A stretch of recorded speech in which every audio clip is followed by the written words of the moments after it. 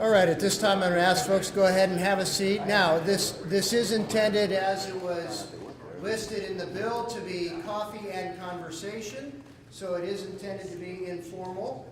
We do have some croissants and other nice things in the back there. You've got coffee and water at your table. There will be somebody wandering around if you run out of coffee at your table, or feel free to go steal the carafe from your neighbor's table if they're not drinking coffee. But we do want it to be casual and enjoyable. And just as far as the flow of events, I'm going to, once I'm done welcoming you all, we're going to show a quick video and then turn it over to our guest. After our guest speaks for a bit, we will have Q&A. We will have a microphone that will be roving around. We do ask that you wait to ask your question until you have the microphone, since we have these folks here with these cameras. That being said, hope you didn't show up at the Sutter Club with an expectation of privacy, because this is being captured on film or tape or digitally or however we do it these days, and will be available for segments of it available for broadcast on the web that we're going to do. So if you treasure your anonymity, you might not ask a question. Otherwise, feel free to fire away. So there will be times for Q&A at the end. So we do encourage you to just take a little note, jot down what it is that you'd like to ask, and you'll have the opportunity. So with that, welcome and thank you all for coming. I'm not Lou Uhler, although if you rewound about 40 years, 35 years, maybe I'm a close proximity thereof. I am Kirk Uhler. It's my pleasure to serve as the Executive Director of the National Tax Limitation Foundation. My dad is coming, part of the challenge of running an organization like this. It is very taxing on one's system, and regulating your blood sugar becomes a challenge. And so this morning he was in the process of trying to figure that all out. He will be here and be with us for the Q&A portion afterward. So why are we here this morning? This is really the inaugural kickoff event for the Tax Reform Truth Squad effort. If we learned nothing from our health care reform attempts, our attempts to reform Obamacare, what we learned is that the old adage of a lie can make it around the world before the truth has a chance to put on its boots. And so we heard ad nauseum all the lies associated with what conservatives and free market folks were going to do to everybody across the country if we actually tried to implement some market solutions to the healthcare challenges that we have. And we at the National Tax Limitation Committee are very concerned that we not make the same mistake as we begin to discuss tax reform. We have to get the truth out about tax reform. The growth-inducing, job-creating effects that have historically proven over time happen when you have good pro-business tax reform. And so the reason for getting together this morning is to hear, obviously, from one of the architects of the Trump tax plan, but then also to answer your questions to help educate you folks about how we can, all of us individually, become part of a tax reform truth squad that is not only willing but able to engage effectively through our various mediums, be they social media or friendship groups, whatever, and really let folks know and understand some of the truths about tax reform. So with that, I'm going to step over and start the video that we put together. It's kind of our first step at Tax Reform Truth Squad, Inc.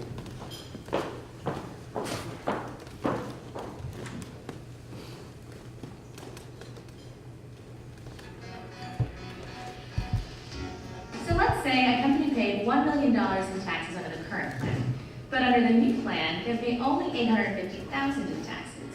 This means the government gets less money for things like roads, police, and helping people, right? Not really. You see, that $150,000 not paid out in taxes is now available to hire more people and buy new equipment. Those new employees now pay taxes, and company revenues increase due to the addition of new staff, whose productivity is then increased by the new equipment. The company now pays taxes on that revenue too. Oh, and the increased income of the company means more money is paid out to the stockholders of that company, who then pay taxes on that money too. All of this happens, and the government still receives revenue, while more people are working, and the value in stock held in retirement plans by people like us has gone up. There is literally no downside. But if we keep the rates high, not only will none of the positives we just described happen, but the company may actually leave the United States, as many companies already have. We tax companies more than almost any country in the world. Cutting the corporate tax rate means more jobs and higher wages. In fact, the last time we cut tax rates, all of the new investment and new jobs actually meant more money for the government. It really is that simple. And that's the truth.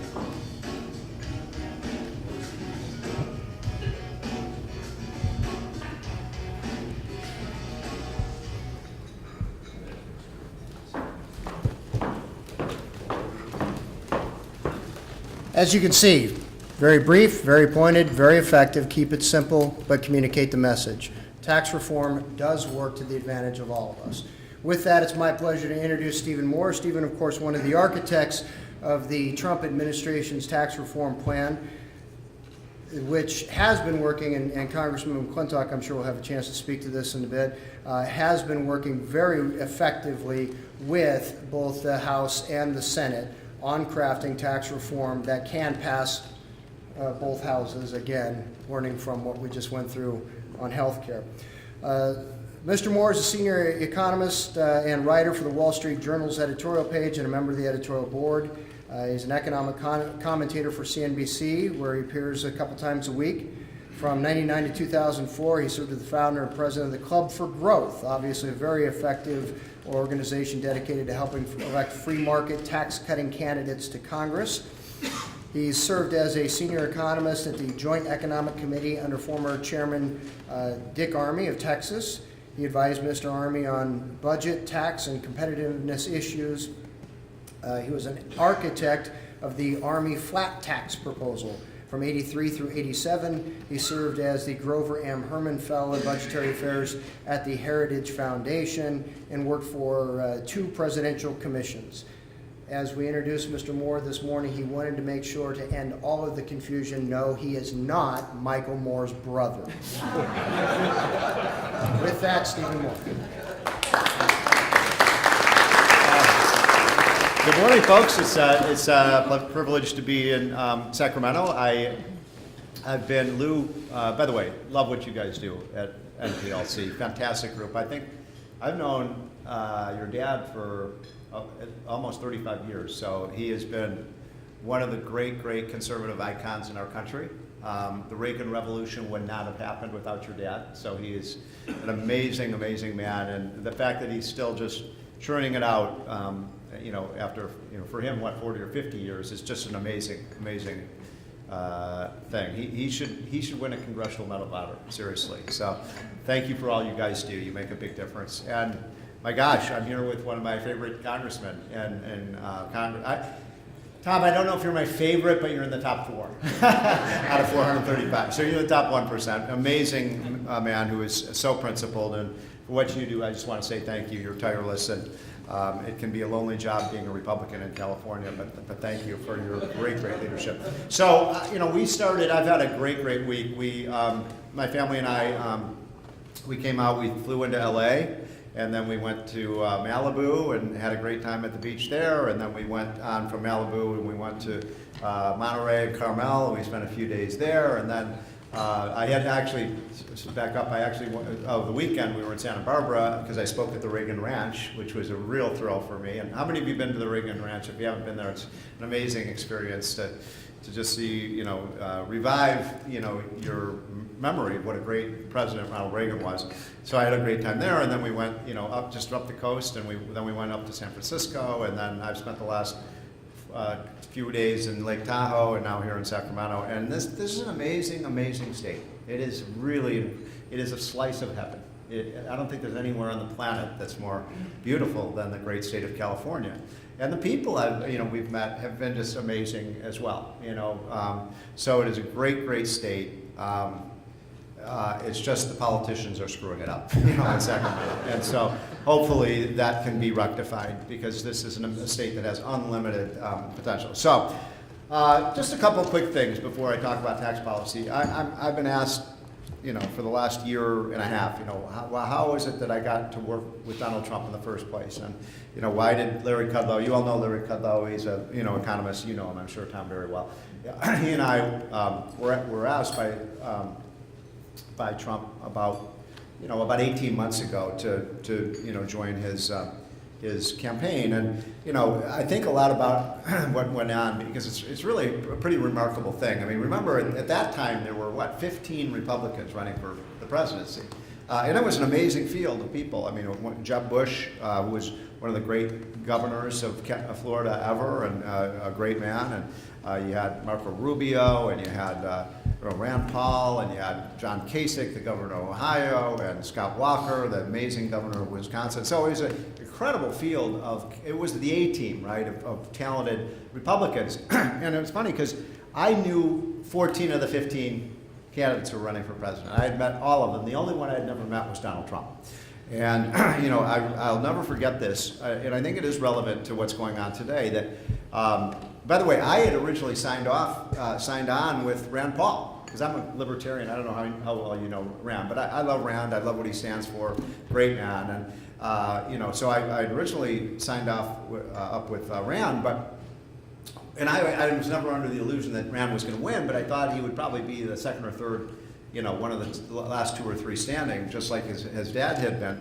But I got to tell you, from the moment that Donald Trump announced for presidency, we couldn't get a word in edgewise. We just couldn't get any message out, because Trump, just dramatically, hogged the spotlight in an amazing way. I mean, whether you love or hate Donald Trump, I've never met anyone who comes close as a marketer than Donald Trump is.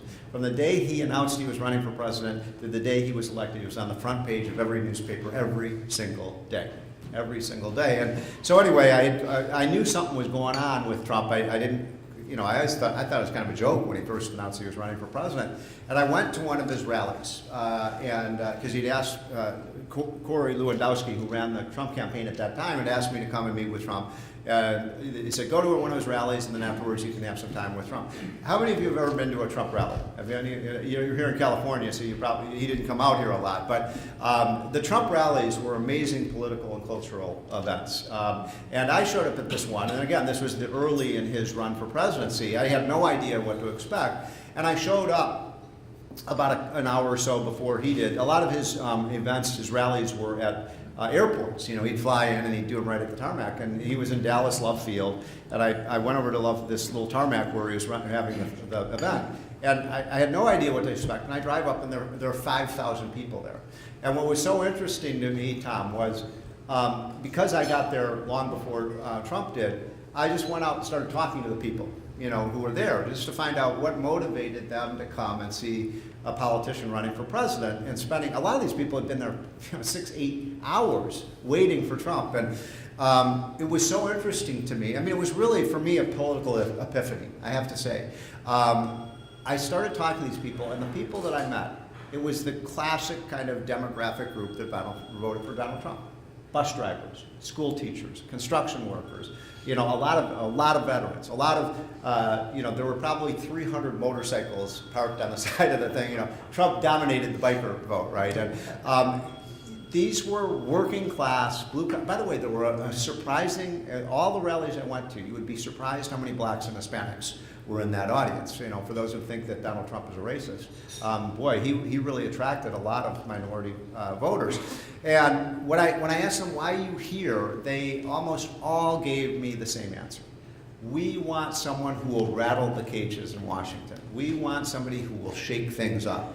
Very few of these voters liked Barack Obama very much, but frankly, Tom, they didn't like George Bush much either. They think the last 15 years have been kind of a waste of time with respect to the economy, and the truth is, that's accurate. I mean, the fundamental problem with the U.S. economy for American workers is that it's been 15 or 16 years now since the average middle-class American has had a pay raise, adjusted for inflation. One of the interesting things, when I would debate because when I signed on with Trump, one of the things I would do is debate Hillary Clinton's economist and Obama's economist, and it was so interesting to me. These people, these kind of elitists on the left that I would debate, they'd say, gee, why are Americans so angry? Everything's going so well in America. And these people are living in a bubble. I mean, frankly, people living in Washington, D.C., Tom, people living in Hollywood, people living in Silicon Valley, people living on Wall Street are living in a bubble. They have no idea what is going on in real America. They don't know what's going on in York, Pennsylvania, Erie, Pennsylvania, Rockford, Illinois, places like Flint, Michigan. We went to all of these places. And, you know, when I'd ask people in these cities, you know, how do you feel like things are going? How do you feel like the recovery is going for you? You know what they'd say to me, Tom? What recovery are you talking about? There were whole portions of the United States that just felt no recovery at all and felt like things were going in the wrong direction. And so, you know, the first thing I said to Donald Trump when I met him, it was the first time I'd ever sat down with him. I said, Donald, I don't know if I love you, but I sure love your voters. Because these are just great. Sure. These are just great working class Americans who love our country, who served our country, who feel like we're going in the wrong direction. And anyway, so I helped write the Trump tax plan with Larry. By the way, what we essentially did, Trump had a bunch of ideas, and by the way, his instincts on this are really good. He wanted to cut the business tax rates. He wanted to give relief for families. He wanted to simplify the system. And he had a lot of ideas, so we didn't really invent it. We just sort of took a lot of the ideas that he already had and tried to, you know, put it in a kind of coherent package where the numbers added up. And so that was how this all came about. And I'll tell you just one story from the campaign, if I may, just to give you a sense, because, you know, you're here on California, you're here on the left coast. You know, a lot of you, have not been to the Midwest recently, and that's where this race obviously was won. In states like Ohio, Pennsylvania, Michigan, Wisconsin, Iowa, you know, cracking through that blue wall. And one of the most interesting days I had on the campaign was that they asked me to go to, at the beginning I was traveling around a little bit with Trump, but at the end we were doing what we called surrogate things. So we would go to rallies and so on because Trump couldn't be everywhere at the same time. There were about 20 of us who did these. And they sent me to this little town, Tom, right on the Ohio-Indiana border. And I flew into Dayton, Ohio. Anybody here from Ohio, by the way, any Ohioans in the room? You know, we flew into Dayton, Ohio, and we drove straight west and straight south. Now, for those of you who don't, I'm a Midwesterner. I'm from Illinois, so you would have thought I would have known this. You know, we think of these as Rust Belt states, right? We think of these as states, you know, with that build autos and steel plants and, you know, textile mills and so on. But actually, when you get outside the cities like Cleveland and Youngstown, and you get into the country area, these are very rural agricultural states, especially Ohio. So we're driving for about 45 minutes through these charming little towns. They were almost like, remember the TV show Maybe We're RFD? That's what they reminded me of. A lot of these towns didn't have stoplights. A lot of them didn't even have a McDonald's or Burger King. And as we're driving, I'm just looking out the window, and all I saw, Trump, Trump, Trump, Trump, Trump. It was really amazing. And after about 30 minutes, I turned to the driver, Joey. I said, Joey, this is an amazing thing. I said, we've been driving for, you know, over half an hour, and I haven't seen a single Hillary Clinton sign, not one. And sure enough, almost as soon as the words are out of my mouth, we turn around a corner, and there were about 4 houses down. It was one of those big blue Hillary signs. So I said, oh, never mind, Joey, there's one of them. And we get a little closer, and Joey said, hey, Steve, take a closer look at that sign. And it said Hillary for prison. And, you know, the only reason I mention that is, you know, there's almost a linear relationship from, in terms of, like, if you were in the inner cities, those were 80% Hillary country, right? The further you got out from the city, the more predominant the vote was for Trump. And so those are the Trump voters. Those are the people that we actually have to deliver from because A, they voted for Trump, but B, because those people haven't felt the relief. So how do we get growth up? Let me just show, this is the heart of the matter. This is why Hillary Clinton lost, frankly. For all the talk about how great the economy had done under Obama, the truth is that it severely underperformed, and I would make the case the economy severely underperformed because almost everything that we did under Obama, and you were there, you know, in Congress, Tom, when we enacted all, and by the way, not just Obama, the last 2 years of the Bush administration were a disaster. I mean, remember we had bailouts and all these stupid programs. Well, what you're looking at here is when we have recessions, we've had something like 9 recessions since the end of World War II. When you have a recession, you naturally come out of the recession. And so what I'm measuring is from the time the recession ended and the recovery began, how fast did the economy grow? So the bottom line, that dark blue line, is the Obama recovery. Now, I'll give Barack Obama credit. This has been a long and durable recovery. I think we're in the 8th year of a recovery now. But it's been an incredibly shallow recovery, very low growth. And so over the 8 years since the recovery began, the economy's grown by about 15%, or on a a compounded rate of growth about 1.9%. And by the way, the last year of Obama's presidency, the economy grew by 1.5%. The economy wasn't accelerating at the end of Obama's presidency, it was decelerating. So 14.9% isn't bad, it's okay.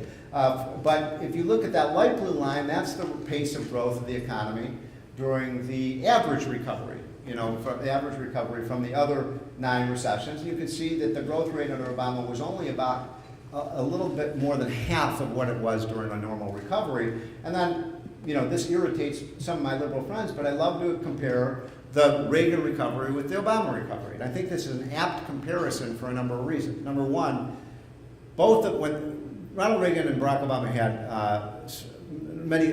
one thing very much in common. They both came into office during a period of terrible economic crisis for our country. How many of you in this room are old enough to remember 20% mortgage interest rates and 15% inflation and so on under Jimmy Carter? I mean, the economy was in a free fall in the late 1970s when Reagan came into office, but the economy was also in a free fall when Barack Obama came into office. So we lost 8 million jobs. There was a severe recession with the real estate market in a complete state of collapse. The stock market had collapsed. The whole economy was going south. So Reagan and Obama both entered office during really horrible times for the U.S. economy. And what makes this comparison interesting to me as an economist, we like to do kind of real-world experiments, is that in my opinion, you couldn't pick 2 presidents who had more diametrically opposite philosophies about how to deal with a recession than Barack Obama and Reagan. So Reagan's philosophy was, you all know this, cut taxes, get regulations down, restore sound money, sweat inflation out of the system. And in one sentence, you all remember this when Reagan said it so famously in that debate against Jimmy Carter, government is not the solution, government is the problem. And I would make the case that that one sentence summarizes Reagan's philosophy. Government is not the solution, government is the problem. Obama, I mean, you worked with them, Tom. I mean, his philosophy was whatever the problem is, there's a government solution, right? I mean, we've got a government program or something to deal with it. You skipped a little bit ahead. To make a long story short, Obama came in, and think of what the economy lived under, during the Obama and the last couple of years of Bush. First, we had massive bailouts of the financial institutions, which I believe was a huge, huge mistake. We had Fannie Mae and Freddie Mac guaranteeing mortgages, 100% taxpayer guarantees on 2% and 3% down payment loans, which was an incredibly stupid policy. By the way, did you know, Tom, we're doing that again? Fannie Mae and Freddie Mac is back. We have learned nothing from the recession. Fannie Mae, as we stand here and sit here today, Fannie Mae and Freddie Mac are providing 100% taxpayer guarantees for 3% down payment loans. How stupid is that? And we may be headed right back into a housing crisis because we're adopting the same policy. Anyway, to make a long story short, the economy grew much, much faster under Reagan when we got the policies right than wrong. That $3 trillion numbers mean that if we had grown the economy as fast under Reagan as we did under Obama, the economy would be $3 trillion larger today. And that's a big number. That's the equivalent of the entire GDP of Michigan, Ohio, and Pennsylvania combined. So that's what's missing. That's the growth deficit, and that's why wages aren't rising. So that is the problem. Now, here's the next one. The other big problem is that the Congressional Budget Office, which is none of our friends today after the ridiculous numbers they came out with Obamacare, is, they do projections about where the budget is headed. And this is looking at the debt as a share of GDP. You can see what happened, at the tail, end of that. You can see the Obama years where the debt, doubled from about 8 trillion to maybe about 10 trillion to 20 trillion. Now, what's interesting is look at the projection of what's supposed to happen to the debt as a percent of GDP. If we just simply stay on the course that we're on, the debt as a share of GDP goes from about 80% today to about 150% of GDP by the year 2035 or so. Which isn't so far off, right? That's less than 20 years away. that if the debt I'm not a debt phobiac, but if the debt as share of GDP goes out to 150% of GDP, we start looking a lot like Greece and Detroit and Puerto Rico.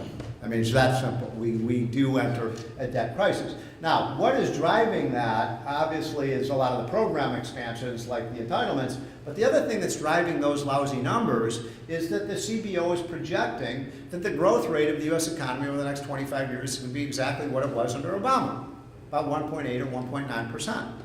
No, we're America. We're not going to grow at 1.8%. We can't tolerate that. The average economic growth rate for the United States for the last 100 years has been 3.3% in real terms. Trump has basically said in his budget we're going to grow the economy at 3%, which is less than the historical average. And then left said, oh my God, we can't grow the economy at 3%. No, we can only grow at 1.8% because of the retirement of the baby boomers. So what I did, and this was based on a piece I did in the Wall Street Journal, I just said, what if we do make it a national commitment to get to at least 3% growth, which to me is a layup if we get the policies right. Look at what happens to, can you go back? Look what happens to this, that's the blue line. The debt as share GDP doesn't go up every year, it starts going down every year. And the debt becomes a very manageable thing. So the point, and Trump gets this, by the way, we have to get 3%. We used to say to Trump, sir, if you do your program, we think we can get you to 3 to 4%. And he'd shake his head at us and say, no. He'd say, I want 5. I want 5% growth. And I'm not going to say here, Tom, that we can get 5, but I really do think we can get to 3 to 3.5 to 4. I'm taking too long, but I want to make a point that some of you may not have seen because it's literally hot off the presses. Every single week, there's the federal Atlanta, the Atlanta Fed they're looking at all the statistics that make up the composition of GDP, right? So they're tracking these numbers every day, and every week or so they put out a number about what is the trend in these, and they make predictions about, ahead of the official numbers about what the GDP will be. Now, this is an amazing statistic. Again, you're not going to read this in the media because why would they cover the economy when the economy is good? The growth rate of the economy in Obama's last year in office was 1.5 and declining, 1.5%. In the second quarter of 2017, and in the second quarter that Trump was president, you know this, Tom, the growth rate went from 1.5 to 2.6. Now, 2.6 is not a great number. It's a decent number. It's not a great number. Compared to Obama, it's a good number, right? But 2.6 is not, where we want to be. Here's an amazing stat. So we're midway through the third quarter of of 2017. You know what the Atlanta Fed is projecting, Tom, that the growth rate will be for the third quarter? 3.8. 3.8. That's an amazing number compared to what we've had. That's well over twice the growth rate we had under Obama. Something is going on here, and I'd make the case that this is two things. Number one, Trump has slammed the brakes on the regulatory state. All of those regulations that came down like an avalanche under Obama, they've just, boom, stopped. Because the people he's put in these regulatory agencies are pro-business. They're not anti-business. My friend Larry, I'm not here to cheerlead for Donald Trump. There's a lot of things I don't like about Donald Trump. But Larry says this very well. What happened on November 8th, 2016 was the war against business was over. The war against business was over. So one of the effects here, Tom, that you're getting the faster growth is because Trump has slammed the brakes on the regulatory state. But the other is, in my opinion, in anticipation that you guys are going to get that tax cut done, right? And if you don't get the tax cut done, I know I'm preaching, I wish all the numbers, if you don't get the tax cut done, the economy will decelerate. Some of this is already built in. I mean, we've had a record stock market expansion since Election Day. That is in no small part due to an anticipation of good things to come. If you guys strike out on a tax cut, as the Senate did on the Obamacare, then I think we actually get a sell-off in stocks, and then we get the growth rate declining back to where it was under Obama. If we get the tax cut, I actually do think we can get to 4% growth for a few years, which would be amazing. So just a couple last points, and then I'll turn over to Tom or take some questions, whatever. I'll just show you this. This is what happened. Since this is the NTLC, and Lou Uhler played such an amazing role in the Reagan Revolution. I mean, you want to see what a bull market expansion looks like. You want to see what happens to the U.S. economy if you get it right. This is the stock market. This comes from my friend Art Laffer. This is the stock market. The blue line is just the S&P 500, and the green line is the S&P 500 adjusted for inflation, because you all know when you make an investment, you're interested in your after inflation, not your before inflation rate of return. You can see what happened in the 70s, what a horrible period that was for stocks. Stocks actually lost more than 50% of their value in that period during the period of Nixon, Ford, and Carter. And then you see what happened. Look at the blue line where it starts to take off in 1981, 82. The Dow Jones Industrial Average just went from 800 to 11,000 in 20 years. And that was a result of lower taxes, lower regulation, sound money. And so, you put $1 in the stock market in 1980, you took it out in 2000, it was worth about $18. That is the greatest period of prosperity, not just in the United States history, but in the history of the world. And so, and then look at the last 15 years, you can see the stock market today, for all the talk about how much it's boomed over the last 8 or so years, it's still only in real terms slightly higher than it was in 2000. I don't believe the stock market has run out of gas. I think we could, if you get your policies right, Tom, I think we could be on the start of a big bull market expansion. Okay, so what do we do? I'm going to skip that because I just don't have time to just go. Skip. Oh, just this one. Go back. I'm not going to dwell on this, but just to simply say taxes matter, regulation matter, labor policy matters, and I'm just looking at the 4 largest states. Tom, you've seen this because I've shown this to you before. The 4 biggest states in the United States, Texas, Florida, California, New York. 2 of those states are red states, can get much more red than Texas, and Florida at the local state level is an extremely red state. By the way, anybody in this room other than Tom McClintock, can you tell me what the income tax rate is in Texas and Florida? Zero. It's, what are you up to here in California, 13 and a half, something like that? I mean, that isn't complicated, right? You know, for all the wonderful weather and all the beautiful mountains and all that, you can pay 13.5% in California, you can pay 0 in New York or Texas. I think I'm sorry, not in New York, but Florida and Texas. You got to bring your tax rate down. And then, the other big one that we see as a big driver of growth in states is right to work. I don't know if there's any chance of getting right to work here in California, but right to work is happening around the country.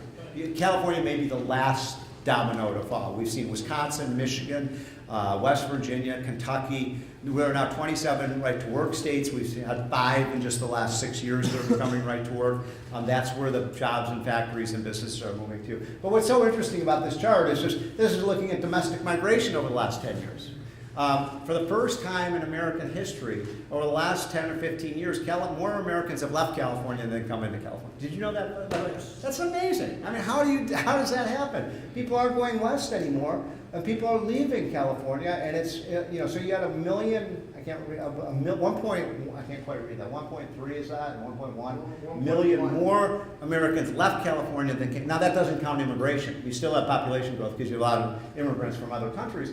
But look at Texas and Florida. So as New York and California lost 1 million people, Texas and Florida have gained 1 million people. That I think is a very telling statistic. If you can show the next chart, skip that. I'm sorry, just go back to that. I'm not here to rag on California at all. As I said, I love the state, but you're 47th. You're 47th in state competitiveness in terms of the kinds of statistics that matter. You have high taxes, high regulations, you're not a right-to-work state, you have high minimum wage, all of the policies that negatively affect the state, you do that here in California. And by the way, didn't they just adopt the new cap and trade law or something? That's going to mean you're probably going to, it's hard to believe you can drop much more than from 47th, but you're going to drop again because of this. By the way, I'm from Illinois. Illinois is the other sick state as well as Connecticut. And Utah, Indiana, North Carolina, North Dakota, Tennessee, those are the states that we think have a lot of growth. Okay, skip that. Low rates mean more revenues. It's just, a basic Laffer curve. You can see the orange line is the highest tax rate in the United States. The green line is the share of taxes paid by the richest 1%. Isn't that an amazing chart? That as the tax rates have come down over the last 30 years, the share of taxes paid by the rich have increased. Amazing statistic. You can go to the next one. Many have seen this quote from Kennedy. I love to show this to especially members of Congress. The paradox of the truth that tax rates are too high and revenues are too low, and the soundest way to raise the revenues in the long run is to cut the rates now. How many of your colleagues believe that today? I mean, really?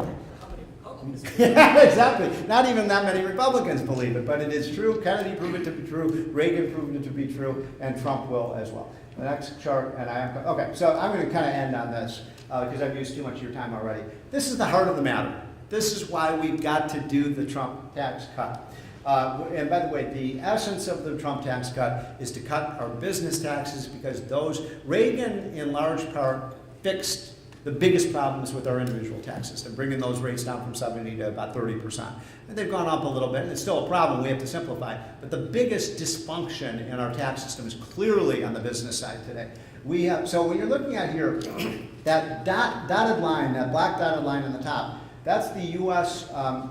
Federal tax rate plus the state tax rate, which is about an average of 5% on top of the 35% rate. So we're somewhere near about 40% as a country in terms of how we're taxing our corporations, which means 40 cents of every dollar of corporate profits goes to government in one form or another. Now the red pillars you're looking at are the average tax rates. So that's the average over time of the countries that we're competing with.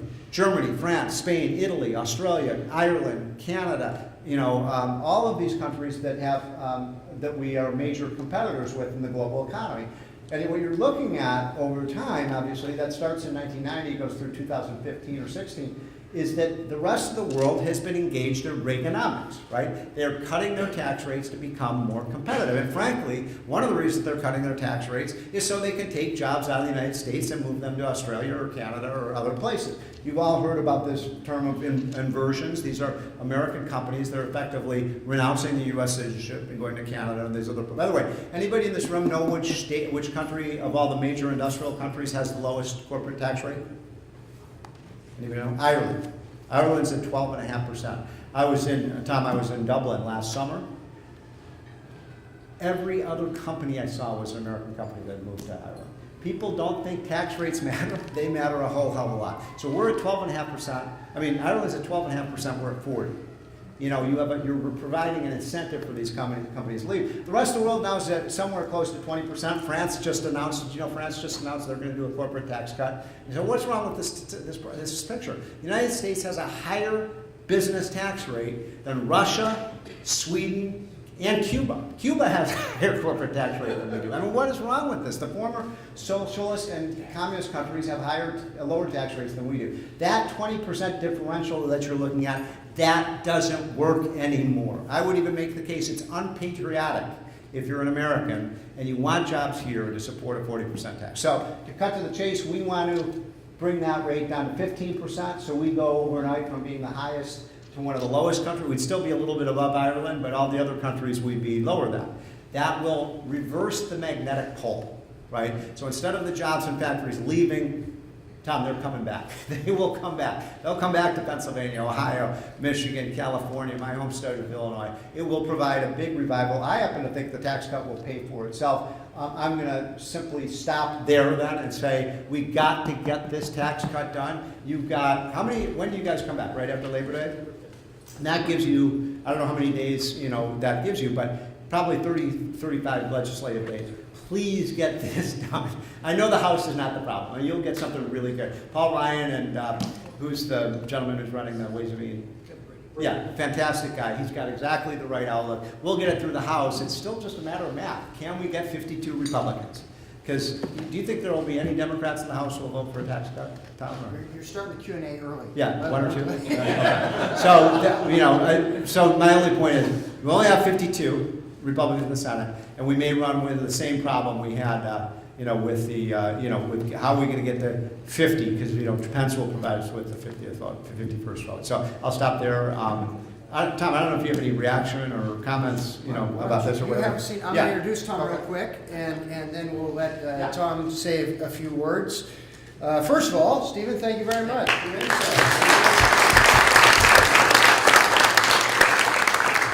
So we are pleased to have our friend Tom McClintock here this morning. Tom, of course, is our congressman from the 4th Congressional District, representing God's country, including Placer County.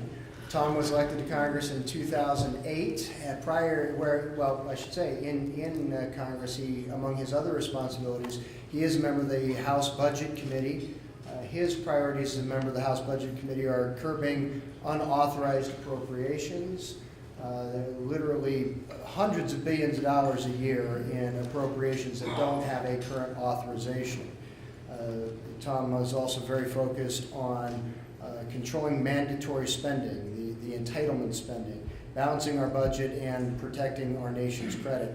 Prior, of course, to serving in Congress, Tom spent a number of years both in the Assembly and the Senate. In his distinguished career, Tom became known as the budget watchdog, but if you spoke to a couple of Republican governors, they would tell you he was the budget pit bull, because once he bit down, he never let go. Didn't matter who was in the governor's office. So with that, Mr. McClintock, if you would please come say a few words, and then we'll jump into our Q&A.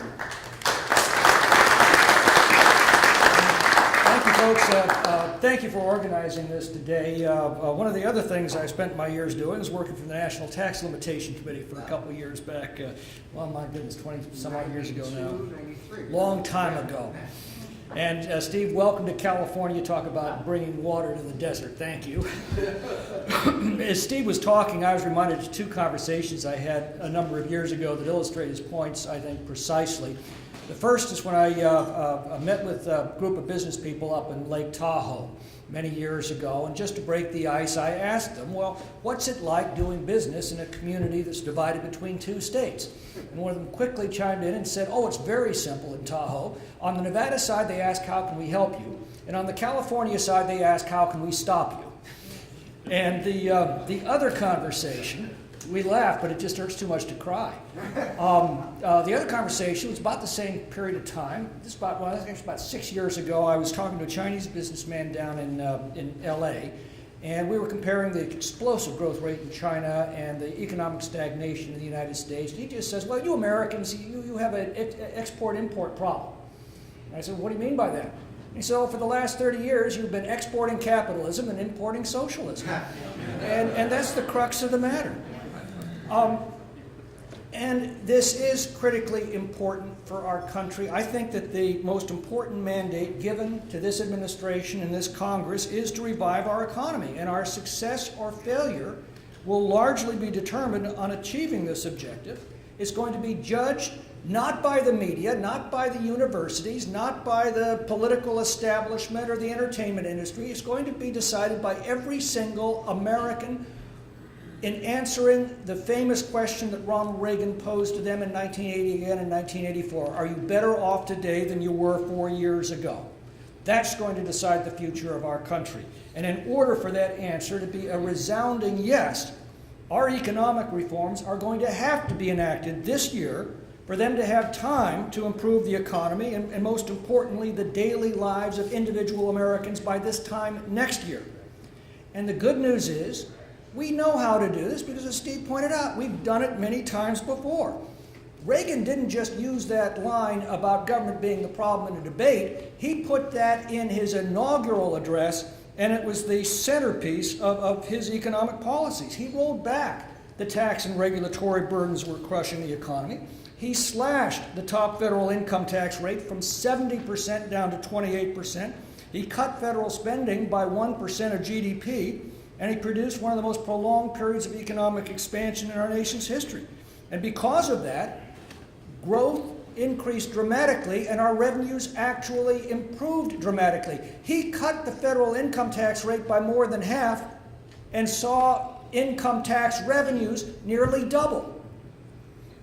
And that's not a uniquely Republican policy either. As Steve pointed out, John F. Kennedy did the same thing in the early 1960s with the same result. People forget. When Harry Truman took office in 1945, he abolished the excess profits tax. In fiscal 46, he took the federal budget from $85 billion down to $30 billion in 1 year. He reduced federal income tax rates, and the result was the post-war economic boom. And let's give credit where credit's due. In 1994, after the drubbing that Bill Clinton took, remember when he did? He came to Congress and his State of the State address after the election of 1994 announced the era of big government is over. And he made good on that. He approved what amounted to the biggest capital gains tax cut in American history. He cut federal spending by a miraculous 4% of GDP. He went after entitlement spending, in his words, ending welfare as we know it. So the efficacy of these policies ought to be completely beyond dispute and reproach. We've seen them used successfully time and time again. I'd just like to throw 4 thoughts on the table real quick. First, we do need to worry about debt. Tax reductions without spending restraint simply shifts taxes to the future and crowds out investment capital that would otherwise be available for economic expansion as government borrows to cover the difference.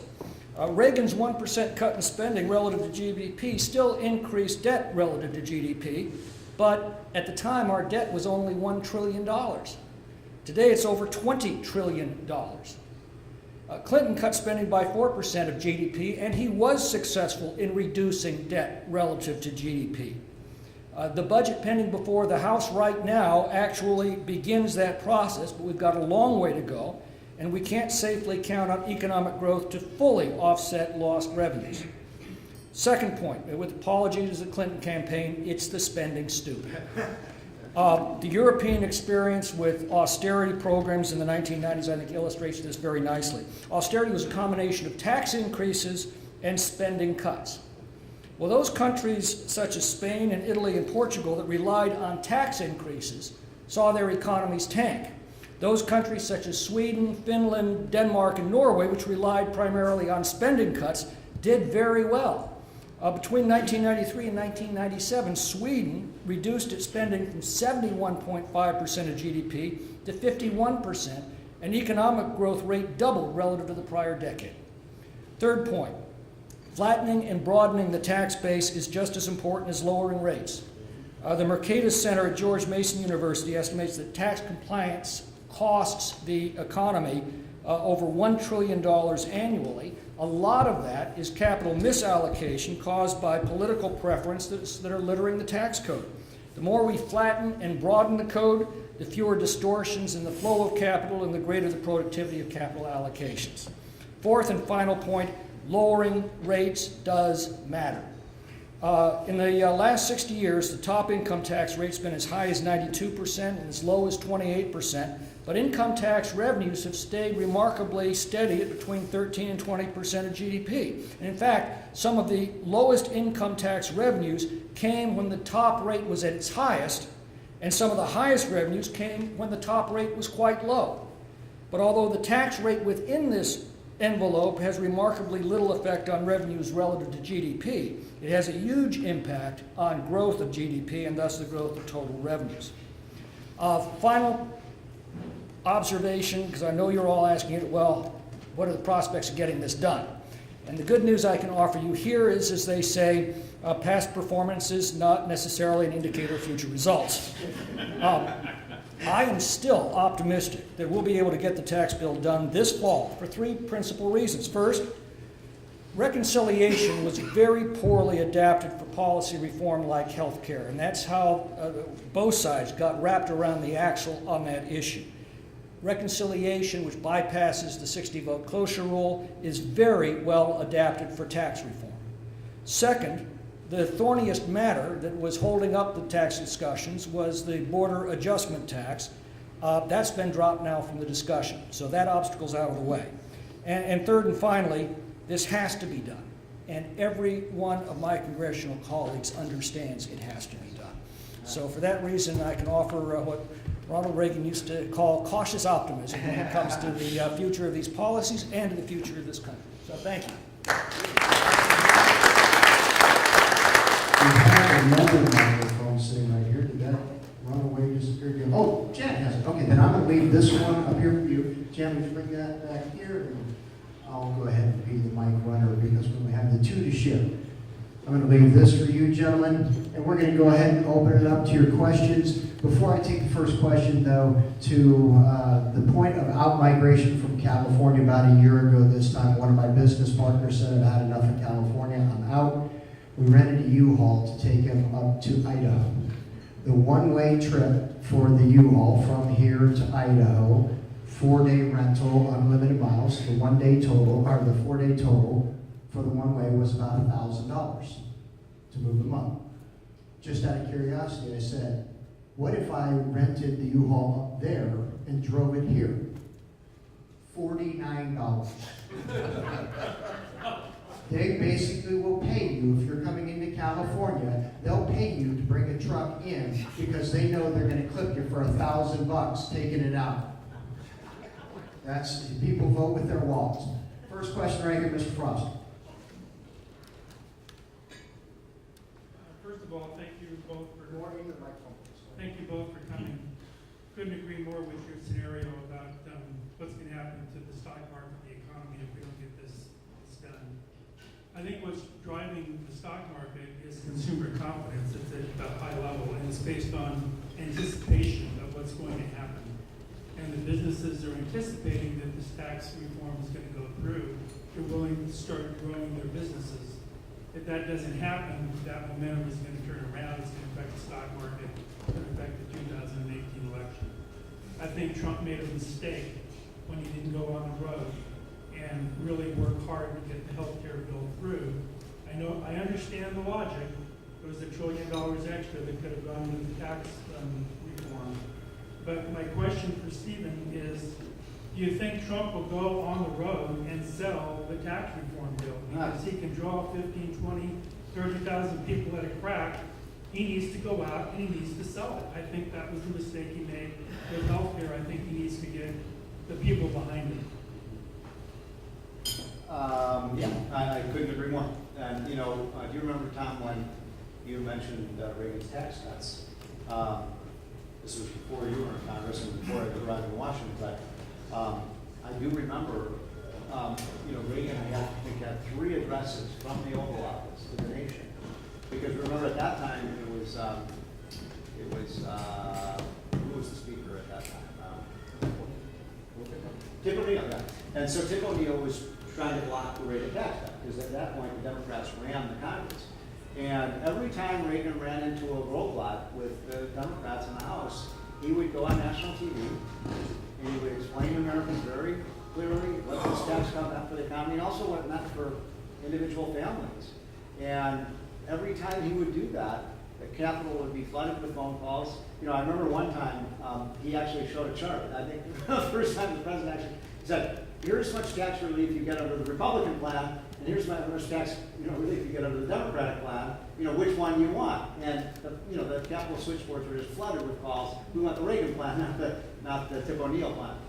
Trump needs to do that. He needs to go out on the road, and he also needs to make some national addresses. I think, Tom, and I'd love your reaction to this, I think that was one of the mistakes that Trump made on the health care bill. I think he basically sat back and let Congress do it, and we kind of lost the narrative, but I'd love your reactions to that. And I'm going to ask, gentlemen, if you would please try to speak a little more directly. Oh, sorry. Because unfortunately, the amplification is just not picking up, and we need to be able to hear you guys on these microphones. Thank you.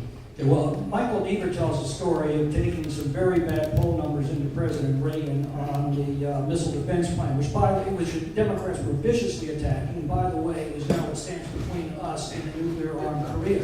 But that's a separate subject.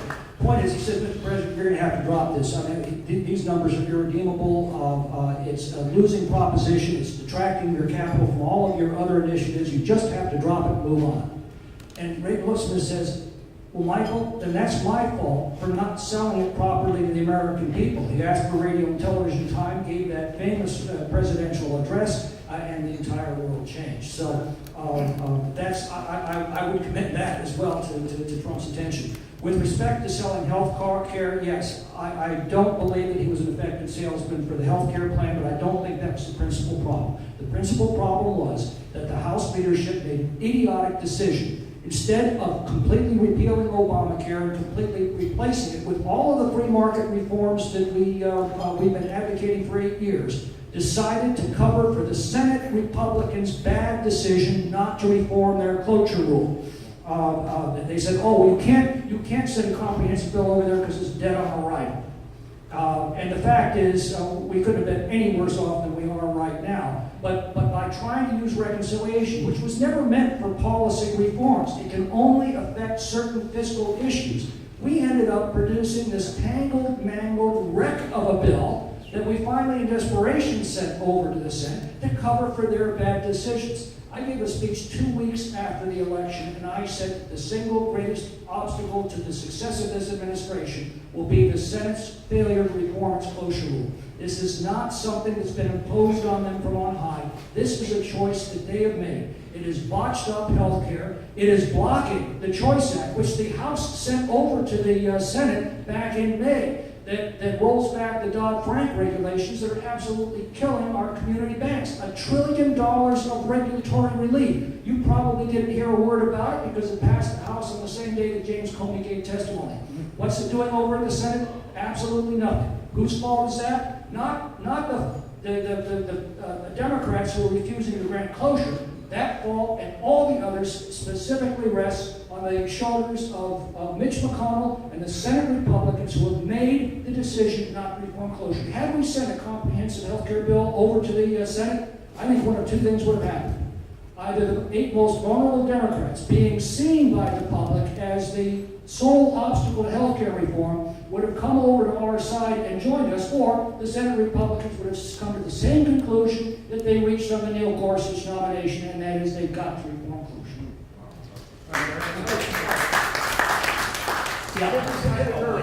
My name is Rick Stevenson. I was highly surprised when, once the new president was sworn in, there wasn't an immediate passage in both houses, and maybe you just answered part of it with the Senate, of the corporate tax rate being lowered. I mean, that would have, to me, that would have shot the economy right up, and it would put the Republicans in good shape for next year's elections. It would have put the economy in good shape, but they took on very complicated issues instead of a simple one. I've many times heard that there's a lot of Democrats in the Senate that want to see the tax rate, corporate tax rate lowered. So why? Stephen, why don't you go ahead? You're there, so you can explain better than I can. They made the decision to go with health care first, and I've already covered much of that, but that was the basic decision. Part of health care was repealing $1 trillion of Obamacare taxes, which then would have lowered the Congressional Budget Office baseline, which would have allowed another $1 trillion of tax reductions in the tax reform bill. These are arbitrary and artificial rules of our creation. Why we choose to continue to use them when they don't make any sense is perhaps best described by Admiral Grace Hooper's comment years ago at West Point. She pioneered the Navy's use of modern computers, first flag officer female in the U.S. Navy. She said, all my years in the United States Navy, I've learned the greatest impediment to human progress in the words, but we've always done it this way. And that's at the core of a lot of these problems. Now, when were you first elected to Congress? 2000. Okay, so I'm old enough to remember, the election in November of 1994 when Republicans took over Congress for the first time in 50, 60 years. Newt Gingrich became Speaker. And Republicans run on, I don't want to go too much into this, Republicans ran on the Contract with America idea. Here's 10 things we're going to do to save the country. And, I look back at that period because we just literally, from the moment those guys were sworn in, and we boom, boom, boom, boom, boom, boom. Before the left had any chance to, organize against us, we just, it didn't take us 100 days, it took us 100 hours to get through major changes in the way Congress operated, reforms in the economy, and so on. I think we made a mistake after this election. We should have had a 100-hour agenda. Boom, boom, boom. And by the way, what was so interesting about that, the left thought, all of these ideas in Contract with America, they call it the Contract on America, remember all that stuff. And what happened, Tom, was that we got a lot of Democrats to vote for that stuff because these were popular ideas. I wish we had just rushed out of the gate. I think, look, history is, hindsight is 20/20, but what Paul Ryan and Mitch McConnell should have done is the moment the new Congress was sworn in, the first H.R. 1 should have been repeal Obamacare and then just send it over to the Senate. The problem is we let the left organize against us. We lost time, and I think that's one of the reasons the health care thing fell apart. I think, Donald Trump has made it, he has said publicly, I wish we had done the tax cut much faster. And he said, I wish we had even done it first. And I think you're right. If we had done it right away, we'd have a tax cut by now. But, we are where we are, and we got to get this done before Thanksgiving. All right, before we have... Uhler is here. Yeah, before we have our next question, I want to introduce Lou Uhler, the President of the National Tax Limitation Committee. He's been president since the committee was founded in 1975. Lou founded the committee after his work for then Governor Reagan, working on the very first state spending limit attempt, Prop 1.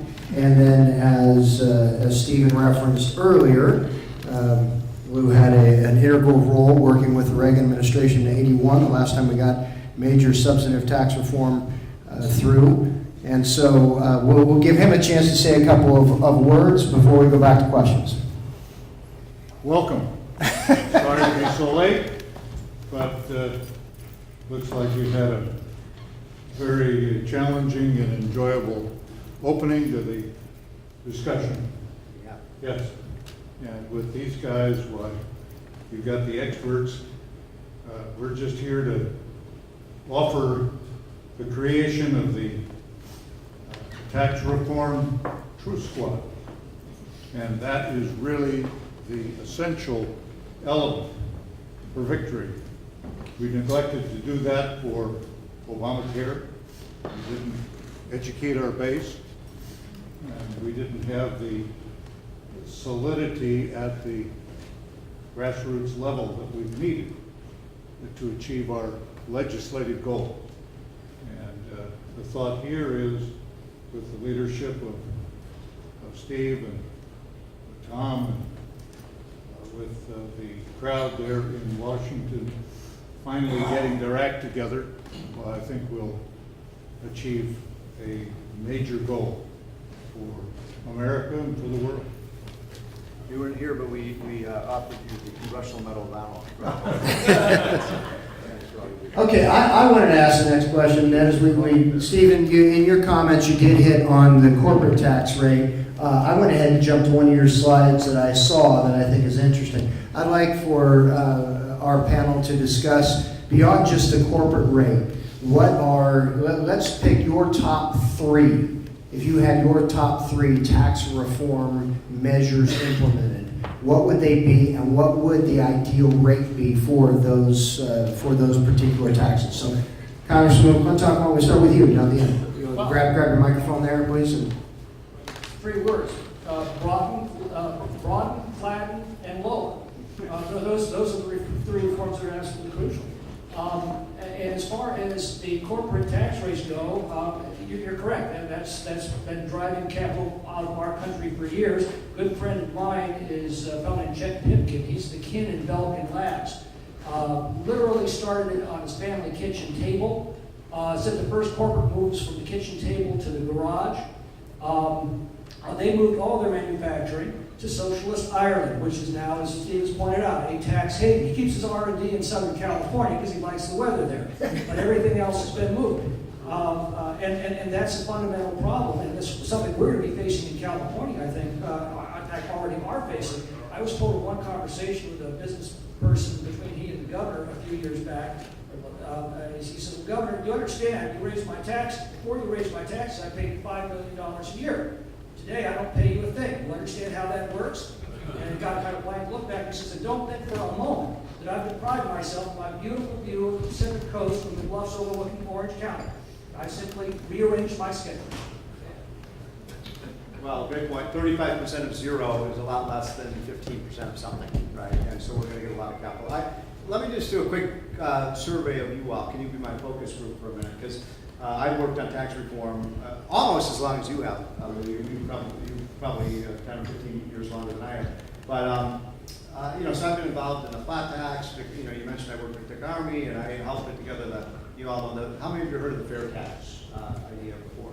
I helped put that together. And I want to do, for those of you know, flat tax is basically the 17% or 18% rate. Get rid of all the deductions, all the loopholes. You just get 2 lines on your tax code, 2 deductions for yourself and your kids. Basically, that's it. Taxation of savings is no longer double tax. You get the postcard return, lowest rate in the world. That's one idea. And the other idea is this fair tax, which would basically abolish the personal income tax, the corporate income tax, the death tax, the capital gains tax, the dividend tax, all of those would be zeroed out, and you'd have somewhere around an 18 or 19% national sales tax. So you just pay for your, you pay your federal taxes when you went to the cash register and paid for things. Under that, you would have no essential IRS. It would no longer be the IRS's business how much money you make, because you just pay your taxes when you buy things. And I'd like to just, by a show of hands, between those two major reforms, where you're all at if you're thinking. So how many of you would prefer the flat tax? What do you think, about half? Yep. How many like the fair tax? I think so. A few less. So, I think that hopefully what we're going to do with what you guys do before Thanksgiving this year is do things that will move it. We're not going to do a flat tax, but we're going to move us in that direction. Lowering the rates, simplifying the system. And then I do think within the next 3 or 4 years we can get a true flat tax, and my God, that would be like rocket fuel for the U.S. economy. And then maybe 10 years from now we might get the fair tax and get rid of the income tax entirely. Lou, do you have any ideas on that? Well, let me ask this. Have you kicked around the You idea? gotta bring the microphone a little closer. Oh, yeah. We need to be able to pick it up on that. Have you already discussed the immediate expensing? We did not talk about that. Okay, because as we have worked with people in Washington that really think these things through, like Steve does, Heritage, Cato, the Tax Foundation, Inc., which is probably with Steve Enton and Scott Hodge, probably the hottest ticket around for, they have developed a model that can really determine the outcome of any given change. And they are totally committed to the notion of current year expensing of capital expenditures as distinguished from the depreciation schedule. And their model says that the single most powerful change in our tax code would be immediate year expensing. Am I right on that, Steve? You say it again. The immediate year expensing is the most powerful growth-inducing element in the tax package. Well, it's really a contest between. Take the microphone back. Sorry. I mean, there's some. I'm absolutely in favor of expensing. You're exactly right. Sure. The question is, what would be better for the economy? You get the rate down as low as possible to have expensing. Both of them, I think both of them would have a substantial positive effect on. Hey, can I ask the Congressman a question? It's just something that I mentioned. Well, since you have a microphone, go ahead. Me for a long time. So I mentioned what happened in '95 when we had the Contract America, when we passed all these reforms. And one of those reforms, I remember, I think it was the second or third item on that list, was requiring Congress to live under the laws that everyone else does. I mean, you guys, this was long before you were in Congress. I mean, the minimum wage, all this other stuff, Congress was exempt. How is it that Congress is exempt from Obamacare? Actually, it's not. That was put into the law. Now, I get mine through I'm technically retired state employee, so I get mine through CalPERS. But if you get it from the federal government as an employee of the Congress, you now have to go through the Obamacare exchange in D.C. What all the controversy you hear about is the fact that the federal government, again, it's treated as an employee benefit. So as part of the compensation package, the federal government picks up a lot, if not all, of that tab. Again, I don't know if it's in personal experience with it. So that's what that's the concern is, that they're protected from the costs of Obamacare because they're compensated. Now, since you asked me a question, I get to ask you a question. What is better if you had a choice, flat tax or fair tax? Boy, I love the idea. On my desk in my office at Heritage, I have one of those old Peanuts cartoons. Remember those cartoons where Snoopy used to sit on the top of his doghouse and be hammering messages out on his typewriter? And this one is so classic. It says, "Dear IRS, please take me off your mail list." So I hate the IRS. And I think it is. What's happened with the IRS. By the way, why in the world has Donald Trump not removed the head of the IRS? I mean, That is unbelievable. This is a guy who had a, we had a huge, war against conservative organizations. So my dream, you're asking me would I rather have a Porsche or a Ferrari? And I would like either one. I think more practical for now is a flat tax. I think we can get that done. But, sometime in the future, I think just getting rid of the IRS, getting rid of income-based taxation, I think would be better for the economy. Where do you fall out on this one? I'm glad you raised that issue because abolishing the IRS has been discussed, but not seriously included in either of the packages, either the Trump or the Ryan Hatch package. And yet, it is clear, as you look at the Constitution of the United States, the article that discusses this issue says, Congress shall lay and collect taxes. What happened was, during the Civil War, after the South had left the Congress, and Lincoln turned to the Congress for an income tax to run the war, they gave it to him illegally, but they placed the collection agency in the U.S. Treasury Department under the President, where it's remained ever since, in clear violation of the edict of the Constitution. So, abolishing the IRS and reforming it as a collection bureau under the jurisdiction of the Congress would do at least two major things. One, would get rid of 90,000 plus lifelong bureaucrats in the Internal Revenue Service, allow us to pick and choose those who should be kept on, which would be but a handful of them, and it would finally bring Congress into direct contact with their constituents on collection issues with the IRS under congressional responsibility. So it would be a tremendous, and I don't know why we're not really talking about it now, but it's not in either of the major packages. But let me raise one other question and ask whether you already discussed. Actually, before you raise a question, I'm going to take the moderator's prerogative and actually let a couple of our audience members ask some questions here. Sure. But I do want to point out that when the IRS was established under the Treasury during Lincoln's time, Dad did argue against it too. Good morning, Rob Bucharis of the California Taxpayers Association. My question is, I'd be interested to get your thoughts on whether or not tax reform will be revenue neutral, and if that's something that's important for the President or Congress. That was precisely the question I was going to pose. Which is why I gave it to him. I couldn't quite hear the question. Revenue neutrality. Oh, I have a strong opinion about that, which is, You have to have my the opinion is, and Larry Kudlow and Art Lafleur and I and Steve Forbes have argued very strongly against revenue neutrality. It's a trap, because it means if they cut my tax, they have to raise yours. How is that going to stimulate the economy?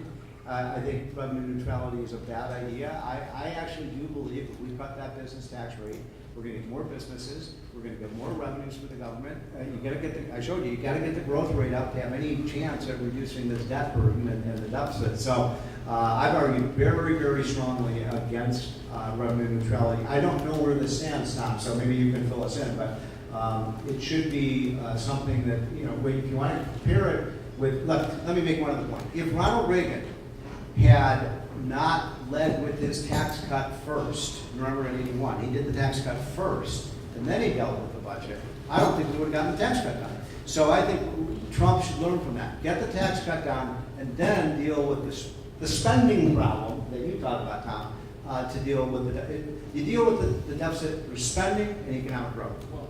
Yes, but you don't want to make the same mistake that George Bush made, that is lower the tax rates and at the same time send spending through the roof. Right. I don't believe it needs to be revenue neutral, but we do have to be very careful about overestimating the revenues that will be generated by resulting economic growth. For exactly the reason I pointed out, Reagan had a lot of latitude. Our national debt was $1 trillion when he started. And as a percentage of GDP, debt did go up under his administration. We're now at $20 trillion. Now, what that means is two things. Number one, and Steve alluded to it in his opening remarks, according to the Congressional Budget Office, on our current trajectory, we are 4 years away from running trillion-dollar annual deficits again. The great danger in that, in addition to crowding out private capital, is when the government borrows $1, that dollar is now not available for consumer lending, so consumers can make purchases, home buyers, business expansions. So that does have an immediate impact. But at $1 trillion, the economists are warning us that we have set the stage for a sovereign debt crisis, where the government's access to capital actually comes into doubt. And as he pointed out, you want to know what that looks like? Pension systems implode, basic services, including law enforcement, start to break down. Ultimately, the economy collapses. You can see that going on right now in Venezuela. Within our own territories, you can see that going on within the Commonwealth of Massachusetts. The other big danger is 2 years after that, so we're talking 6 fiscal years from now, our interest costs, just renting the money we've already spent, not doing anything new for the country, just renting the money we've spent, is going to hit $654 billion. That's more than we spend right now on the entire defense establishment of the United States, and then some. So that's how dangerous the debt is becoming. This has all been driven by spending. Once government spends $1, it has already decided to tax that dollar. The only question is whether you tax it out of the current economy or whether you borrow it out of the current economy and repay it with future taxes. Either way, that dollar has been taxed. And that's why spending restraint, there is no substitute for spending restraint. Whatever we do with the taxes, we have got to bring our spending under control. The House budget starts to do that. We've got $200 billion in mandatory spending reductions. That's not coming out of the discretionary side, which we argue about every year. And we've actually brought down from about $1.3 trillion to about $1.1 trillion since 2010. What's killing us is mandatory spending. All of the statutes that money is automatically flowed to until those statutes are changed. There's $200 billion of enforceable reductions in that spending. And it's a first step, and it's a very important first step to bring this back under control. So we're no longer dealing with the far off by and by. We're no longer talking about a problem our children or grandchildren are going to have to face. This is staring us straight in the face. This issue of revenue neutrality is the tripwire that could stop us, and you've pointed to it perfectly. Fortunately, Ronald Reagan, as Stephen has suggested, was not deterred by the bean counter claim that he was going to reduce revenues. The 81 Act, and then followed by the 86, actually led to a doubling of federal revenue during his 8 years as president. Okay? Cut the rate, increase the base, get more revenue. Now, we face a real challenge right now. Now, fortunately, Orrin Hatch, as chairman of Senate Finance, has recently announced he will not be tripped up by the tripwire of revenue neutrality. He will look at the long-term growth prospects of the tax cuts on the economy. But we face the problem of the Budget Act of '74 and the use in the Senate of the procedure known as reconciliation. Okay? That's in order to avoid the 60-vote threshold problem with the filibuster. And we only have 52 votes, of course, if we can keep them all. And so it's going to be an uphill fight. That's why they've decided to use and you get to use reconciliation only once during the fiscal year, and this is the 18. I think if you have a budget. If you get the budget. So, and this is one of the challenges we face as well. But under reconciliation, the length of time that the bill is effective is not more than 10 years. Unless, as Senator Toomey has suggested, and Dave Burton of Heritage and others have suggested, that we expand the window of the 10 years, which you can do by fiat. You can extend it to 20 years and get it out of your way, and then not trip over revenue neutrality. So these are the things that are behind the scenes being addressed because the darn Budget Act of 74, the bean counters in CBO, and your successors in the Joint Committee on Taxation, there are too many of them who don't want the outcome that we're trying to achieve. Okay, we have one more question here, then I will have one more, and then that will unfortunately be about our time, so we'll go right to our question. Hi, my name's Donna Riolo. I'm a CPA in Roseville, not too far from here. I have over 700 individual clients, and I have 3 teenagers at home, and I have a difficult time deciphering between the two groups. Because it seems that on both sides of that, there is such a misunderstanding of how our system works. And I'm doing what I can at home to educate my children so that they grow up understanding and can make educated decisions. But my other larger group of children, my 700 plus people who come in, are the people who actually have the legal right to vote and influence the existing politicians in the way of potential re-election. And my issue is that we're here to tell the truth about what's happening. And I think that so much of politics is based on emotional response now, rather than rational thought and educated truth, that I would propose we find ways to deal with today's issues, but I think that we're skimming the mold off the top, rather than fixing the problem at its base so that for future years we're not dealing with what sounds like condescension coming down to people.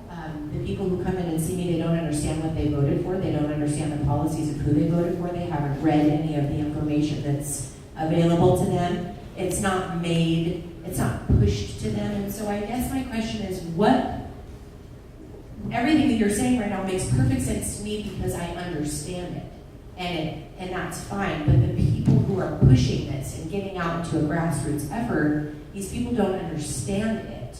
So what can we do from the ground up with our children who have to take high school exit exams to know, for certain tenses of verbs and a little bit of multiplication? What can we do to educate them about how our economic system works so that in 4 years, or 8 years, or 12 years, or 16 years from today, we're talking to an educated group of people that we can speak and show charts, and that they will understand those charts and stop voting emotionally because it's what everybody deserves to have or what everybody should be entitled to. Does that make sense? I'm going to let Steve and Tom handle the question, but I just want to identify Donna Riolo, who's my personal tax consultant. So you're one of the 700 who doesn't get it, that she has to explain to? Is that what you're saying? So I need your help, actually. The IRS is such an abusive agency. The IRS wrote me about a year ago saying that I owed them $100,000 from a transaction that had happened 4 or 5 years ago. It's very clear that they got it wrong, that we complied with the tax laws and so on. But because it's taken a long time, they are now about to garnish my wages. Now, what other institution are you guilty until proven innocent in America? I mean, it is an outrage. The IRS can reach into my bank account and take money out without due process of law. I mean, this is a very abusive system. So I'm going to contact you because I need your help on this. On the educating people on taxes, the good news is, look, Republicans don't do health care very well. We learned that this year. We did a horrible job of explaining what, I'm not an expert, but I'm pretty versed in healthcare. I couldn't even really explain this healthcare. This Republican dealt. And if people don't understand something, they're not for it. If they think it's too complicated, they think that politicians have some kind of trick up their sleeve. Keep it simple, stupid. That's my advice to you. Keep it simple, stupid. Just say, we want to cut taxes for families and individuals and businesses to make America a more competitive place. Now, my old boss, Dick Armour, you remember Dick. I mean, he was one of my favorite people in all of Washington. And he had something called Army's Axioms, and they were always so great. And he put it so well. Liberals love jobs, but they hate employers. And it's true, right? Liberals love jobs, but they hate employers. You can't have a job without an employer. You can't have a job without a business. And it's not a hard thing to explain to the American people. Look, if we put more money into the coffers of these businesses, they will expand. They'll hire more workers. They'll purchase another truck. That means you have to have another truck driver. That kind of thing. And the good news is we are actually winning this fight. There was a good poll that came out by CNN about people that said 65% of voters, that's a lot, say that a tax cut would be good for the economy. That's a pretty good number. 65% say. So, Tom, my advice to you, don't cloud this up with 1,000 moving pieces. We're going to cut taxes for families, we're going to cut taxes for businesses and grow the economy. That's my advice. Well, my advice would be this, just remember, all the debates that go on in Washington or in the building behind us here, that's not the real debate. That is an illusion. That is a reflection of the real debate that's going on every day among the American people. And it's upon the outcome of that debate that the future of our country is always decided. Once it's decided, it's then reflected in the halls of government. So don't look to government to lead the debate. And you may have noticed we're not very good at it anyway. That debate's going to go on over backyard fences and family dinner tables and coffee at Starbucks, and it's going to go on across your desk as you're talking to clients. It's the American, one of the great unique qualities of the American Republic is our notion of sovereignty. In other countries, the sovereign is the king or the government, and all power is loaned from the government to the people. Americans see things very differently. In America, the people are sovereign, but in America, unlike those other countries, the sovereign does not govern. The sovereign hires help to govern. That's what I am, that's what every elected official is. We're hired help. And then the sovereign sits back, watches the job that hired help is doing, has a great big discussion among itself over the job they're doing, and then decide whether to keep them or throw them out. That's the debate that matters. So if you didn't write a blog yesterday or a letter to the editor or at least tweet on these subjects, you're not doing your job as a citizen. And if you're going to wait for the politicians to lead that debate, you're going to be very disappointed. All right, the last question. My name is Dennis Rebell. To what extent did either the Ryan Hatch or the Trump package are the incentives for repatriation of corporate profits dealt with? And since part of that obviously is to what extent we can incentivize state government with their bank and corporate taxes to You can incentivize state government to have similar provisions in the state bank and corporate taxes. Is that being dealt with in either package? Well, I don't know about the last part, so I'll turn that over to Tom. I mean, it's funny, I didn't mention repatriation. This is an enormous issue. We estimate there's about $2.5 trillion abroad. Now, for those of you who don't follow this stuff that closely, so American companies with foreign subsidiaries overseas, whether China, Mexico, Canada, they have money overseas, and if they want to bring that money back to the United States, repatriate it, so it can be invested here or returned back to shareholders or whatever, they have to pay sometimes a 20-25% tax. So they don't bring it back. So our plan is so disarmingly simple. I mean, it's basically saying, we'll charge these companies 10%. You bring the money back, you have to invest it here in the United States. If you do that, let's say that even $1 trillion of that comes back, which I think is a conservative estimate. My math is right. 10% of the trillion is $100 million that goes to the U.S. Treasury that we can use to reduce the debt, infrastructure spending, whatever, Congress would want to do that. We've got $100 million. And we get $1 trillion that's invested here. Now, will it happen? Well, Tim Cook, the CEO of Apple, was quoted 3 weeks ago in the Wall Street Journal saying, Apple, one company, Apple has $250 billion abroad. He says, you do this 10% repatriation, that money is coming back, and we're bringing back that money to the United States. Now, maybe they'll, pass it on as dividends to the shareholders, but what's wrong with that, Lou? Then that means the shareholders have money they can reinvest or spend in the American economy. One other story, I'm pretty close friends with Brett Smith, who runs one of the greatest companies in the world, which is FedEx. He was on the board, he's a kind of conservative libertarian, he was on the board of Cato, that's how I got to know him. And I asked Brett, I said, look, we do the corporate tax cut, and we do the repatriation, which is basically part of your plan. He says, we will tomorrow, I mean, exaggerating a little bit, tomorrow, we will purchase 150 new trucks and 50 new airplanes. Think about what that does to the economy. One company. This is a big deal, and we got to sell it as such. I'm not on the tax writing committee, the Ways and Means Committee, so I can't give you an authoritative answer. Kevin Brady, I guess you were with me the other day, and I was looking at his speech to give us the details, and he really didn't go into them. I do know that this has been at the center of the discussion, so I was very surprised that it's not. I missed the tail end of what you were saying about the state. You were talking about the deductibility of, what were you In talking terms about? of whether or not we can incentivize state government to make commensurate benefits for their state taxes. For state taxes. Well, as you know, Tom, I mean, a big part of the debate, you may have been ahead of you, I misunderstood your question. There's going to be a big debate about deductibility of state and local taxes. Now, guess what state has the highest taxes?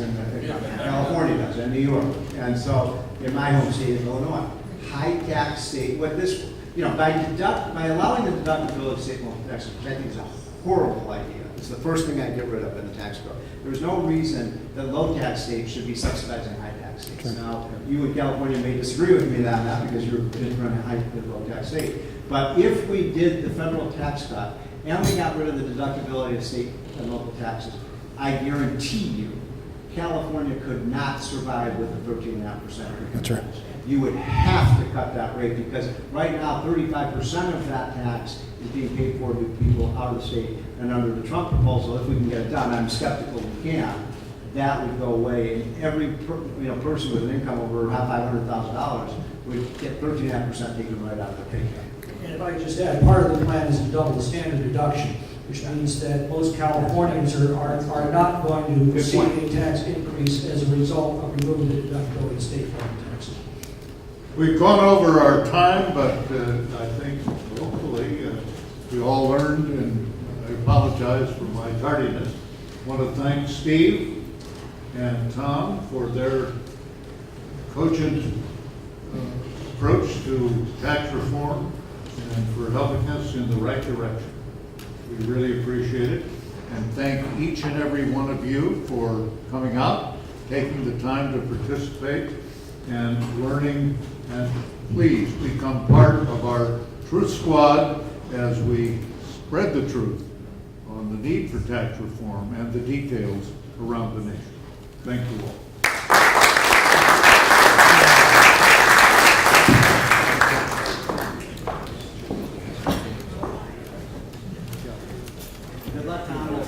Hello, guy. How are you?